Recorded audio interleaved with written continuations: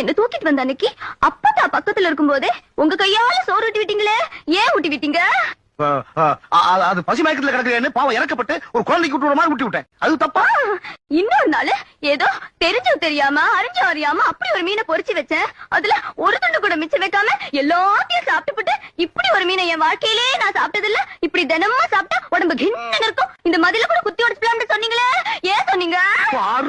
அது மட்டுமா, உன்னை கட்டிட்டு போறவன் ரொம்ப குடுத்து வச்சவன் என்ன பார்த்து ஒரு மாதிரி ஏக்கமா சொன்னீங்களே, ஏன் சொன்னீங்க? அதெல்லாம் போட்டோம். இப்ப இப்ப எல்லாரும் கண்ணு முன்னாலையும் கட்டின பொண்டாட்டிய கைய பிடிச்சு இழுத்துட்டு போற மாதிரி தர தர தர தர தர இழுத்துட்டு போனீங்களே, ஏன் இழுத்துட்டு போனீங்க? இப்படி செய்யறதெல்லாம் செஞ்சு ஒரு பொண்ணு மனசுல ஆசையை வளர்த்துட்டு உன்னை தொட்டேனா உன்னை பார்த்தேனாங்கிறீங்களே. தொட்டா தேனாக்கும் பார்த்தா தேனாக்கும். நீங்க சொன்ன ஒவ்வொரு வார்த்தையும் அம்பு மாதிரி